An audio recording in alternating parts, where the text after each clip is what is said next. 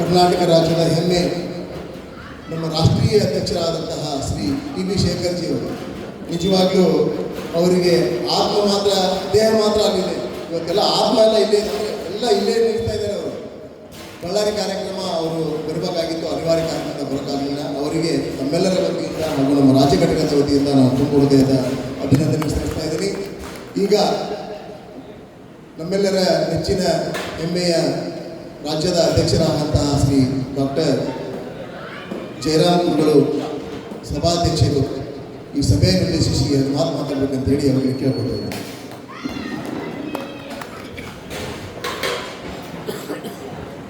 Hello. ಸ್ವಾಮಿ ಶರಣಂ, ಸ್ವಾಮಿ ಶರಣಂ, ಸ್ವಾಮಿ ಶರಣಂ. ಭೂತನಾಥ ಸದಾನಂದ ಸರ್ವಭೂತ ದಯಾವನ ರಕ್ಷ ರಕ್ಷ ಮಹಾನುಭಾವ ಶಾಸ್ತ್ರೀ ತುಭ್ಯೋ ನಮೋ ನಮಃ. ಆಂಜನೇಯಾಯ ವಿದ್ಮಹಿ ಮಹಾಬಲಾಯ ಧೀಮಹಿ ತನ್ನೋ ಹನುಮಾನ್ ಪ್ರಚೋದಯಾತ್. ಈ ದಿನ ಶುಭ ದಿನ, ಶುಭ ಮುಹೂರ್ತೆ, ಶುಭ ಗಳಿಗೆ. ಇವತ್ತು ಒಂದು ಹಬ್ಬದ ವಾತಾವರಣ. ಇವತ್ತು ನಾವು ಅಲ್ಲಿಂದ ಬಂದು ನಿಮ್ಮ ಆತಿಥ್ಯವನ್ನು ಸ್ವೀಕರಿಸಿ ಈ ಒಂದು ಸಮಾರಂಭವನ್ನು ನಡೆಸಿಕೊಡ್ತಾ ಇದ್ದಾರೆ. ಅದರಲ್ಲಿ ಮುಖ್ಯ ಅತಿಥಿಗಳಾಗಿ ಎಲ್ಲ ಮಹಾನುಭಾವರು ವೇದಿಕೆ ಮೇಲಿದ್ದಾರೆ. ಅವರೆಲ್ಲರಿಗೂ ನಾನು ನಮಸ್ಕರಿಸುತ್ತಾ, ಈಗಾಗಲೇ ಸ್ವಾಮೀಜಿಗಳು ನಮಗೆ ಯಥವಚನವನ್ನು ನಮಗೆ ಹೇಳಿ ಮುಂದೆ ಹೇಗೆ ಸಾಗಬೇಕು ಅಂತೇಳಿ ಅವರು ಕೂಡ ಹೇಳಿದ್ದಾರೆ. ಹಾಗೆ ನಮ್ಮ ಶಬರಿಮಲೆ ಅಯ್ಯಪ್ಪ ಸೇವಾ ಸಮಾಜದ ರಾಷ್ಟ್ರೀಯ ಅಧ್ಯಕ್ಷರಾದಂಥ ಟಿ ಬಿ ಶೇಖರ್ ಅವರು ಇಲ್ಲಿಲ್ಲ. ಈ ಕಾರ್ಯಕ್ರಮ ನಡೀಬೇಕಾದ್ರೆ ಕಾರಣನೇ ಅವರು. ಟಿ ಬಿ ಶೇಖರ್ ಅವರೇ ಇದನ್ನು ಸುರೇಶ್ ಅವರ ನಾವು ಕಾನ್ಫರೆನ್ಸ್ ಕಾಲ್ ಹಾಕ್ಕೊಂಡು ಮಾತಾಡಿ, ಇಲ್ಲ ಈ ಸಾರಿ ಆಗಲೇಬೇಕು ಅಂತೇಳಿ ನಾವು ನನಗನ್ಸಿದ್ದೆ ಒಂದು 12 ದಿನದಲ್ಲಿ ಈ ಕಾರ್ಯಕ್ರಮ ಆಯಿತು. ಸುರೇಶ್ ಹೇಳಿ ಬಳ್ಳಾರಿ ಅವರ ಇಲ್ಲಿನ ಎಲ್ಲ ಮುಖಂಡರ ಜೊತೆಯಲ್ಲಿ ಮಾತುಕತೆ ಮಾಡಿ ನೀವೆಲ್ಲ ಇದಕ್ಕೆ ಸಹಕಾರ ಕೊಟ್ಟಿದ್ದಕ್ಕೆ ಇಂಥ ಒಂದು ಸುಂದರ ಕಾರ್ಯಕ್ರಮ ನಡೀತಾ ಇದೆ. ಇದು ಸುಂದರವಾಗೂ ಇರಬೇಕು ಮತ್ತು ಗಟ್ಟಿಯಾಗೂ ಇರಬೇಕು. ಮುಂದೆ ಇದು ತುಂಬ ಚೆನ್ನಾಗಿ ನಡ್ಕೊಂಡು ಹೋಗುವಂಥ ಒಂದು ಘಟಕ ಆಗಬೇಕು. ಇದು ನಮ್ಮ ಕರ್ನಾಟಕದಲ್ಲಿರ್ತಕ್ಕಂಥ 23 ಜಿಲ್ಲೆಗಳಲ್ಲಿ ಇದು 24ನೇ ಜಿಲ್ಲೆ ಆಗ್ತಾ ಇದೆ. 24 ಜಿಲ್ಲೆಗಳಲ್ಲಿ ಇದು ನನಗನ್ಸುತ್ತೆ ನಿಮ್ಮನ್ನೆಲ್ಲ ನೋಡಿದಾಗ ಈ ಜಿಲ್ಲೆ ಏನೋ ಮಾಡುತ್ತೆ ನಾವು ಅನಿಸ್ತಾ ಇದೆ. ಇದು ನಿಜವಾಗೂ ಆಗುತ್ತೆ, ಇದು ನಿಜವಾಗೂ ಆಗುತ್ತೆ. ನೀವು ನಿಮ್ಮ ಜೊತೆಗೆ 24/7 ನಾವು ಸದಾ ನಿಮ್ಮ ಜೊತೆಯಲ್ಲಿ ಇರ್ತೀವಿ. ನಿಮ್ಮ ಏನೇ ನೀವು ತಾವು ಕರೆ ಮಾಡಿದ್ರೆ ನಿಮಗೆ ನಾವು ಸಲಹೆಗಳು ಬೇರೆ ಇತರೆ ಏನೇ ಇರ್ಬೋದು ಇದೆಲ್ಲ ನಾವು ಮಾಡಿಸ್ಕೊಡ್ತೀವಿ.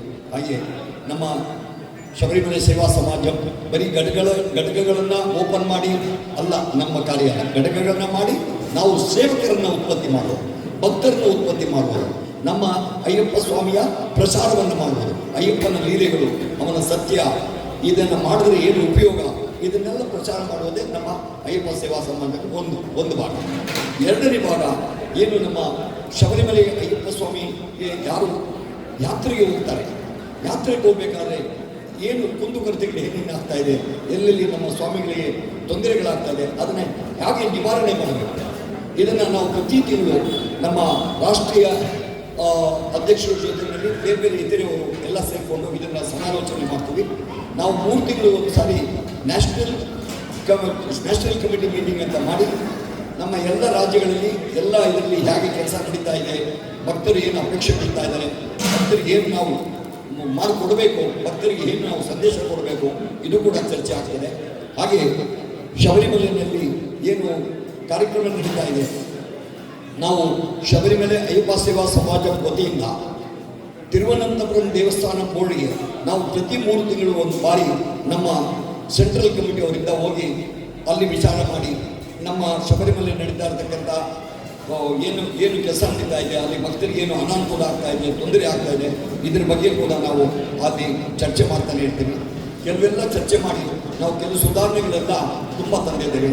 ಹಾಗೆ ಈಗ ಮುಖ್ಯವಾಗಿ ಶಬರಿಮಲೆಗೆ ಹೋಗುವಂಥ ಯಾತ್ರಿಕರಿಗೆ ಪ್ರಸಾದದ ವ್ಯವಸ್ಥೆ ಆಗಬೇಕು. ಇದು ತುಂಬಾ ನಾವು ಕೇರಳ ರಾಜ್ಯಕ್ಕೆ ಒಳಗಡೆ ಹೋದಾಗ ನಮಗೆ ಪ್ರಸಾದದ ತುಂಬ ಅವ್ಯವಸ್ಥೆ ಇದೆ. ಅಲ್ಲಿ ಬೋರ್ಡ್ ಹಾಕ್ಕೊಳ್ತಾರೆ, ಅಯ್ಯಪ್ಪ ಸ್ವಾಮಿ ಸೀಸನ್ ಆದಮೇಲೆ ಬೋರ್ಡ್ ತಿರ್ಗಿಸ್ಕೊಳ್ತಾರೆ. ಅವನು ಜೋಸೆಫೋ, ಅಂತೋನಿನೋ, ಮುಸ್ತಾಫಾನೋ, ಹುಸೇನೋ ಇವನಾಗಿರ್ತಾನೆ. ಇದು ನಮಗೆಲ್ಲ ಬಂದಿದೆ, ಗಮನ ಬಂದಿದೆ. ಈಗ ಅದನ್ನು ಹೋಗ್ಲಾಡಿಸ್ಬೇಕಂದ್ರೆ ನಾವುಗಳು ಹೋಗಿ ಅಲ್ಲಿ ಅನ್ನಪ್ರಸಾದ ಕೇಂದ್ರಗಳನ್ನು ಮಾಡಬೇಕಾಗ್ತದೆ. ಆಗ ನಮ್ಮ ಸ್ವಾಮಿ, ಯಾಕಂದರೆ ಸ್ವಾಮಿ ದಣಿದು ಬಂದಿರ್ತಾರೆ, ಅವರಿಗೆ ಆ ಟೈಮಿಗೆ ಪ್ರಸಾದ ಬೇಕು. ಅವ್ನು ಇಲ್ಲಿ ಅಯ್ಯಪ್ಪ ಬೋರ್ಡ್ ಹಾಕಿದ್ದಾರೆ, ದೀಪ ಅಂಟಿಸಿದ್ದಾರೆ, ಹೋಗ್ತಾನೆ. ಅದು ಒಳಗಡೆ ನೋಡಿದ್ರೆ ಅದು ಬೇರೆ ರೀತಿ ಇರ್ತದೆ. ಈ ಥರದ್ದು ಸುಮಾರು ಇದ್ದಾವೆ. ಇದನ್ನೆಲ್ಲ ಬದಲಾವಣೆ ಮಾಡಬೇಕು, ಎಲ್ಲ ಕಡೆ ನಮ್ಮ ಅನ್ನ ಕೇಂದ್ರಗಳನ್ನು ಮಾಡಬೇಕು ಅಂತೇಳಿ ನಾವು ಕೇರಳ ಅಂದರೆ ದೇವಸ್ಥಾನ ಬೋರ್ಡು ಮತ್ತು ಅಲ್ಲಿನ ಮುಜರಾಯಿ ಇಲಾಖೆಯವ್ರಿಗೂ ಕೂಡ ನಾವು ಮಾತಾಡಿದ್ದೀವಿ. ನಮಗೆ ನೀಲಕಲ್ಲಿನಲ್ಲಿ 5 ಎಕರೆ ಜಾಗವನ್ನು ಕೊಡ್ತೀನಿ ಅಂತೇಳಿ ಅವರು ಆಶ್ವಾಸನೆ ಕೊಟ್ಟಿದ್ದಾರೆ. ಆ ಜಾಗ ನಮಗೆ ಸಿಕ್ಕಿದ್ದಾದರೆ ನಾವು ಕರ್ನಾಟಕ ಭವನ ಅಂತೇಳಿ ಒಂದು ದೊಡ್ಡ ಭವನವನ್ನು ಮಾಡಿ ನಮ್ಮೆಲ್ಲ ಕರ್ನಾಟಕದಿಂದ ಬರುವ ಎಲ್ಲ ಭಕ್ತರಿಗೆ ಅಲ್ಲಿ ಎಲ್ಲ ಅನುಕೂಲಗಳು ಸಿಗುವಂತೆ ಅವರಿಗೆ ಇನ್ಫಾರ್ಮೇಷನ್ ಮಾಹಿತಿ ದೊರಕುವಂಥ ಎಲ್ಲ ಕಾರ್ಯಗಳನ್ನು ಮಾಡ್ತಾ ಇದ್ದೇವೆ. ಮತ್ತು ಇನ್ನೇನಿದೆ, ಈಗ ಕಾಲಾನಂತರ ಶಬರಿಮಲೆ ಸ್ವಾಮಿಗಳು ವ್ರತಾಚರಣೆಯಲ್ಲಿ ಕೆಲವು ವ್ಯತ್ಯಾಸಗಳನ್ನು ಮಾಡ್ತಾ ಇದ್ದಾರೆ.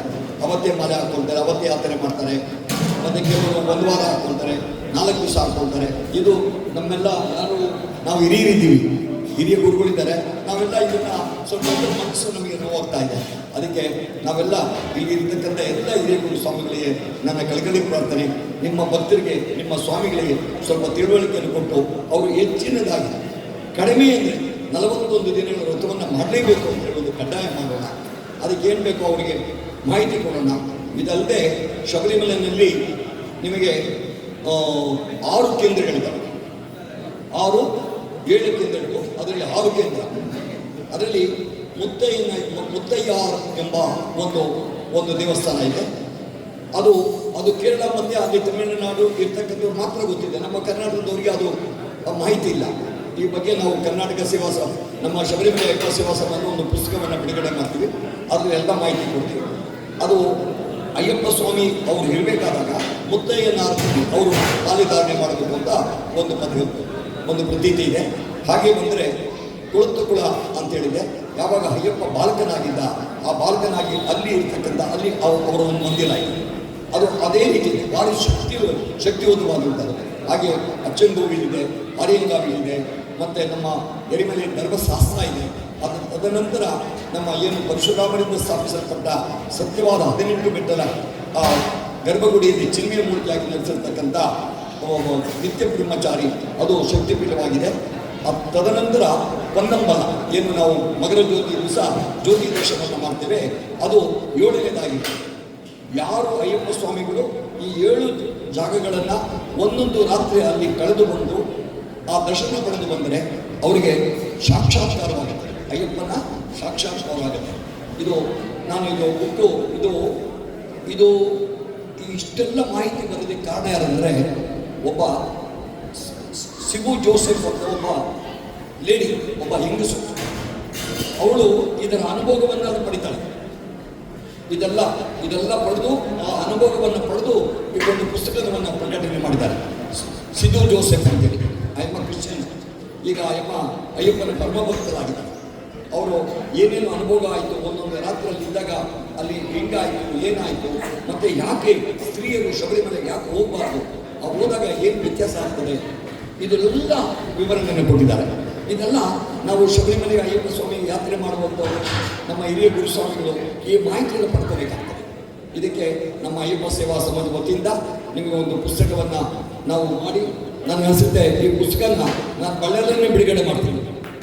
ಶಿವಸಂಘ ಒಳ್ಳೆ ಸೇರಿ ನಾನು ಇಲ್ಲಿಂದ ನಮ್ಮ ಸುತ್ತಮುತ್ತ ಎಲ್ಲರಿಗೂ ಕೊಡೋಣ. ಯಾಕೆಂದರೆ ಬರೀ ಅಯ್ಯಪ್ಪ ಮಾಲೆ ಹಾಕ್ಕೊಂಡು ಈರುಳ್ಳಿ ಕಟ್ಕೊಂಡು ಶಬರಿಮಲೆಗೆ ಹೋದೋ 18 ಮೆಟ್ಲು ಬಂದ್ಬಿಟ್ಟು, ಆದರೆ ಅಯ್ಯಪ್ಪನ ಇನ್ನೇನು ಮಹಿಮೆಗಳಿದೆ, ಯಾಕೆ ಬಂದರು, ಏನಾಯಿತು, ಇವರು 5,000 ವರ್ಷಗಳ ಇತಿಹಾಸ ಇರ್ತಕ್ಕಂಥ ಅಯ್ಯಪ್ಪ ಸ್ವಾಮಿಗಳು. ಇದರಲ್ಲಿ ಇನ್ನೊಂದು ವಿಶೇಷ ಏನಪ್ಪ, ಈ ವಾವರ್ ಸಾಮಾನು ಹುಟ್ಟಾಕ್ಬಿಟ್ಟಿದ್ದಾರೆ. ಈ ವಾವರ್ ಸಾಮಿಗೂ ನಮಗೂ ಸಂಬಂಧ ಇಲ್ಲ. ಇದು 5,000 ಹಿಂದೆ ಇರತಕ್ಕಂಥ ಅಯ್ಯಪ್ಪ ಸ್ವಾಮಿಗೂ ಈಗ ಬಂದಿರುವ ವಾವರಿಗೆ ಸಂಬಂಧ. ಅದೇನಾಯಿತು, ಅಲ್ಲಿ ಆ ಜನಸಂಖ್ಯೆ ಜಾಸ್ತಿ ಇರೋದ್ರಿಂದ ಅಲ್ಲೊಂದು ಹುಟ್ಟಾಕ್ಬಿಟ್ಟು, ನಮ್ಗೆ ಗೊತ್ತಲ್ವೇ, ನಾವು ಅಮಾಯಕರು, ಎಲ್ಲೋ ಯಾರೋ ನಮಸ್ಕಾರ ಮಾಡಿದ್ರೆ ಹಿಂದೆ ಹೋಗಿ ನಮಸ್ಕಾರ ಮಾಡ್ತಾರೆ. ಈಗ ಆ ಥರ ಮಾಡಿ ಅದೊಂದು ಇದಾಗೋಗಿದೆ. ಅದನ್ನು ಈಗ ನಾವೆಲ್ಲ ಎಚ್ಚೆತ್ತುಕೊಳ್ಬೇಕು. ನಮಗೂ ಬಾಬರ್ ಸ್ವಾಮಿಗೆ ಯಾವುದೇ ರೀತಿಯ ಸಂಬಂಧವಿಲ್ಲ. ಹಾಗೆ ನೋಡಿ, ಶಬರಿಮಲೆಯಲ್ಲೂ 18 ಮೆಟ್ಲು ಮುಂದೆ ಕೂಡ ಅವರೊಂದು ಜಾಗ ಕೊಟ್ಬಿಟ್ಟಿದ್ದಾರೆ. ನಾವು ನೋಡಿರ್ಬೇಕು, ಗಮನಿಸಿರ್ಬೇಕು. ಇಲ್ಲ, ಅವ್ರಿಗೂ ಅದಕ್ಕೇನು ಸಂಬಂಧ? ಪರಶುರಾಮರ ದೇವಸ್ಥಾನ ಕಟ್ಟಿದ ಮುಂದೆ ಅವ್ರಿಗೇನು ಕೆಲಸ? ಇದು ಅಲ್ಲಿನ ಜನ ಅವೆಲ್ಲ ಸೇರಿ ಇದೆಲ್ಲ ಮಾಡ್ಬಿಟ್ಟಿದ್ದಾರೆ. ಈ ಥರವಾದ ಕೆಲವು ವಿಷಯಗಳಿದೆ. ಈ ವಿಷಯಗಳನ್ನೆಲ್ಲ ನಾವು ಅರ್ಥಕೊಂಡು ಎಲ್ಲರಿಗೂ ಹೇಳಬೇಕು. ಬಾಬರಿಗೂ ನಮಗೂ ಸಂಬಂಧ ಇಲ್ಲ. ನಾನು ಯಾವುದೋ ಒಂದು ಪೂಜೆಗೆ ಹೋಗಿದ್ದೆ, ಎಲ್ಲ ಪೂಜೆ ನಡೀತಾ ಇದೆ, ಮಧ್ಯದಲ್ಲಿ ಹಲವೋ ಅಕ್ಕರ್ ಅಂತ ಕೂಗ್ತಾ ಇದ್ದಾನೆ. ನಾನು ಹೇಳಿದೆ ಇದಕ್ಕೂ ಅದಕ್ಕೇನು ಸಂಬಂಧ? ಯಾಕೆಂದರೆ ಅವ್ರಿಗೆ ಜ್ಞಾನ ಕೊಟ್ಟಿಲ್ಲ. ಅವ್ರು ಅವ್ರು ಹೇಳಿದ್ರು ಇವ್ರು ಹೇಳಿದ್ರು ಮಾಡ್ತಾರೆ. ಅದರಿಂದ ಅದಕ್ಕೂ ನಮಗೆ ಸಂಬಂಧ ಇಲ್ಲ. ನಾವು ನಮ್ಮ ಧರ್ಮ ಪ್ರಚಾರ ಮಾಡೋಣ, ನಮ್ಮ ಸನಾತನ ಧರ್ಮವನ್ನು ಎತ್ತಿ ಕಾಪಾಡೋಣ. ಇದಕ್ಕೆ ಉದಾಹರಣೆ ಅಂದರೆ ಮೊನ್ನೆ ನಡೆದಂಥ ಕುಂಭಮೇಳ. ನನಗೆ ಸದ್ಯ ಕುಂಭಮೇಳಕ್ಕೆ ಹೋಗಿರೋ ಎಷ್ಟೇ ಇದ್ದಾರೆ, ಸುಮಾರು ಜನ ಇದ್ದಾರೆ. ನಾನು ಹೋಗಿ ಬಂದೆ. ಆ ಕುಂಭಮೇಳದಲ್ಲಿ ನಮ್ಮ ಶಬರಿಮಲೆ ಮತ್ತು ಕುಂಭಮೇಳ ನಾವು ತೂಕ ಹಾಕಿದ್ರೆ ಎರಡು ಒಂದೇ ಅನಿಸುತ್ತೆ. ಜಾತಿ ಮತ ಭೇದವಿಲ್ಲದಂತಹ ಯಾವುದಾದ್ರೂ ಸನ್ನಿಧಿ ಇದೆ ಪ್ರಪಂಚದಲ್ಲಿ ಅಂದರೆ ಅಯ್ಯಪ್ಪ ಸ್ವಾಮಿ.